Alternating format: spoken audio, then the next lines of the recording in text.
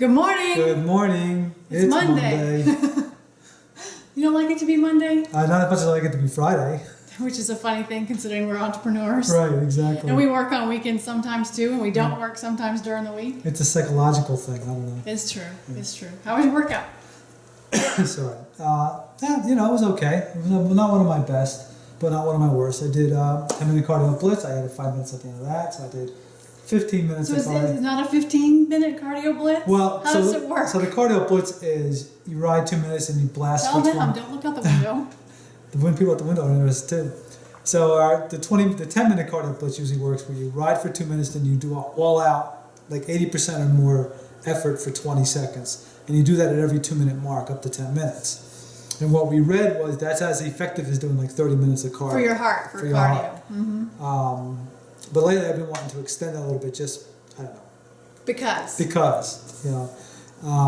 but I don't want to extend that blitz part beyond the 10 minutes. So you just ride for the extra So 5 minutes? I just do a steady ride for the extra Okay, so it is literally a 10-minute cardio blitz plus 5 minutes of riding. Right, Okay. exactly. And then what workout did you do? Today was back and biceps and did some forearms. Okay. Good. I did chest, shoulders, and tries today. I did not do any cardio. As you guys know, I don't do my cardio on the days that I lift. I either lift or I do cardio. So I do 3 days of lifting and 2 days of cardio a week, typically.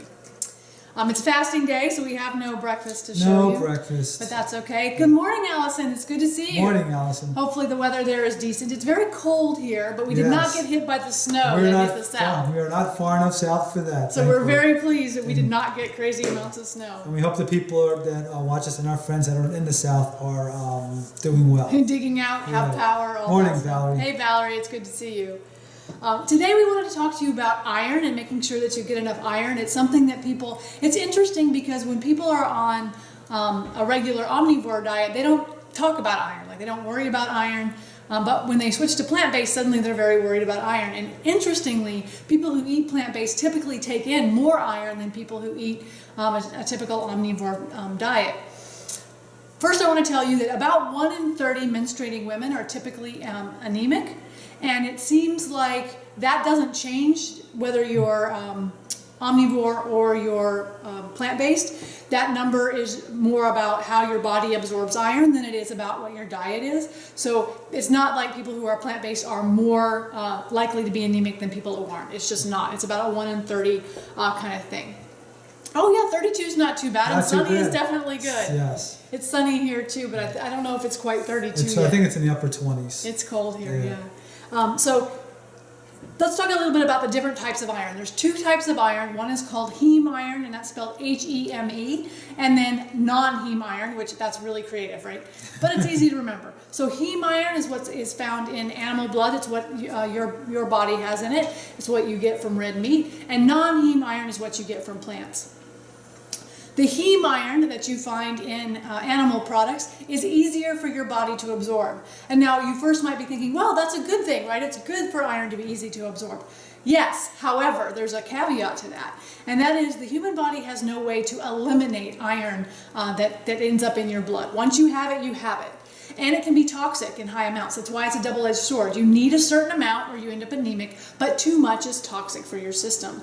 And heme iron, which you get from animal products, your body cannot regulate. So the way that your body regulates its... my phone just decided to ring. Somebody doesn't know I'm live, apparently. Right, apparently. The way that your body regulates your iron is that when you need more iron, it absorbs more. When you have enough in your system, it absorbs less. Can you go shut that off? I don't know. Now it answered, apparently. Just turn it off. Thank you, dear. I don't know what that was about. That was weird. So anyway, your body absorbs less when it needs less and absorbs more when it needs more. But when you have heme iron in your system, it can't keep that from happening. It ends up with too much in your system. So the non-heme iron, which is harder to absorb, is easier for your body to regulate. Just, turn it off. It really bothers him when my phone rings, apparently. So if you take in plants, your body's going to be better at regulating your iron levels. And that's true for men and women both. And so what plants can you eat to make sure you get enough iron? And this is from Dr. Greger's book, How Not to Die. Like I've told you before, it is a tome. It is a huge book, but I highly recommend it. It's on our website on the resources page. So if you're interested in having a resource for your own benefit, this is a really good one. It's well written. You can read just the pieces that you're interested in. So I wanted to share what he says about getting your non-heme iron. It says the healthiest sources for non-heme iron are going to be your whole grains, legumes, nuts, seeds, dried fruits, green leafy vegetables. Yes, and it said, and the other thing, and this is interesting, a lot of people don't know this, is that if you drink tea with your meal, it keeps your body from absorbing your non-heme iron as well. So it kind of limits your body's ability to absorb the iron that it needs. So you don't want to drink tea with your meals. I usually recommend about 30 minutes on either side of your meals. And that's my estimate. I haven't been able to find anything that says how much space you have to put, but don't drink tea with your meals because you will limit your ability to intake iron. The other thing that you can do to make the iron more bioavailable and make your body better at absorbing it is to put vitamin C foods with it. So that means adding citrus, whether that means squeezing an orange or a lime or a lemon or whatever on your salads or whatever. If you add vitamin C, peppers also have vitamin C in them. If you add vitamin C with your non-heme sources, it'll help you absorb. You guys know I just had blood work done recently and my iron is fine, and I don't consciously even think about it. It's not a thing that I consider. If I have citrus in the house, I will put it on my salad, but I don't worry about it. And I was never anemic before, although one doctor did put me on an iron supplement at one point, which incidentally, if you are anemic, before you go onto an iron supplement, it is recommended, Dr. Greger talks about it in here, that you try to fix it with diet by increasing your intake and adding vitamin C, because too much iron can cause heart disease. It raises diabetes risks, and if you're taking a supplement, it is going to do that. It raises your risk, which is interesting. The study they did, they controlled for a whole bunch of things like exercise and food and all these different things, and having extra iron in your system does increase your risk of heart disease and diabetes and etc. Is there anything that you wanted to add? I know you've studied some about iron. Yeah, so the fact is, if you are whole food plant-based, you're not going to have a deficiency in iron. That's just the way it is. No more so than anyone else. Then yeah, exactly.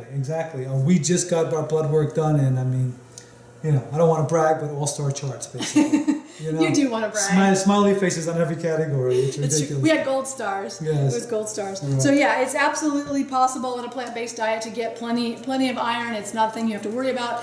Typically, only menstruating women is something they have to be concerned about. The other thing that you can do if you are eating animal products and you have too much iron in your system, which how you know that, I don't know without blood work, but if you donate blood regularly, which basically is bloodletting the newfangled way, it will reduce the iron in your blood. However, I just recommend you don't intake too much heme iron and end up with too much in your system. Right. Give your body a chance to regulate it itself by eating plant-based iron, and that's going to be really good for it. So, it just goes to show that the more we share and the more we discover and share with you people, is that there's just more toxicity to animal products than meets the eye. We've always been taught. I grew up thinking that you have to have the protein and all that other stuff, and what we never realize is that all the harm it's actually causing.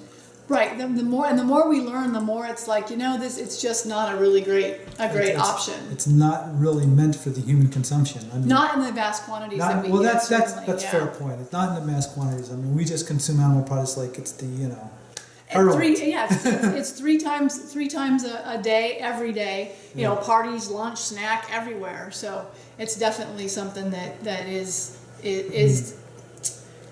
a huge part of the American culture. We went to an event this weekend, and I think the only plant-based thing they had there was fruit, and then the thing we brought. That was it. And it was interesting to see people kind of turn up their nose at it. We brought Asian quinoa, which everyone who's ever eaten it loves. It's got a great ginger flavor to it. It's really, really good. But mention it's healthy, and people looked at it like, ugh. But when their options are to eat cheese wrapped in prosciutto and whatever. Which was also in the healthy section. So it's interesting. And the other thing I wanted to share with you that I thought was interesting is the way I have changed the way I feel about food like that. So we used to eat that stuff, like we did. Absolutely. We were, we ate that, and it was always like, oh, yay, because I love cheese. I used to love cheese, and now I look at it and it's just not. It's like, oh yeah, I used to like that, and there's somewhere in the back of my mind where like, oh, I used to think that was good, but it's past tense. Right. So it's not. I don't feel deprived. I don't feel like it's not fair that other people are getting to, have it and I'm not. Mm-hmm. So that's Knowledge is king, right? The more you know, and the more you understand, the less tempting these things are. Yeah. I've also found that I enjoy drinking a tonic water with lime in it. And so that's what when we go to events That's like our that, go-to that's drink. what I've been drinking. So no alcohol anymore. We do still have wine now and then here, Yes. but I'm finding I'm less and less interested in that. And not because I'm, telling you shouldn't drink it. You guys, we've told you before, it is a carcinogen, but that's a choice. It's just, I'm not interested. And so it's interesting how the knowledge is shifting the way I feel about food, about what I different approach. ingest, the way I think about it. So that's kind of our goal for you, is to give you knowledge so you can decide, what the shift is for you, what it looks like for you, what your health looks like. So do you have anything else you wanted to add about iron? Did I don't leave think so. anything out? No, I think you covered it. Okay.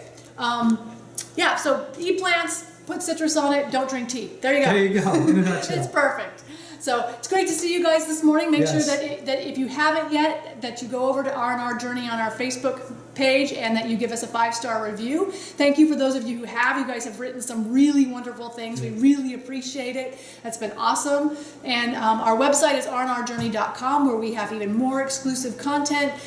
When I talk about different articles here, I post them on the community page there, so you guys can read the articles yourself. So that's there. And our webinar is on howtofeedahuman.com, where you can get access to our master class, which is the foundational knowledge you need about what to eat, when to eat, and why you eat. We kind of put all of that into the master class, so you guys have the foundation. Right. Did I say everything? I think so. Make sure you like and share and Yes, subscribe all that and all good that stuff. Right. And stay warm. Yes. And so with that, we will say, eat real food, Mostly mostly plants. plants. Have a great day, guys. Have a good one. We'll see you tomorrow.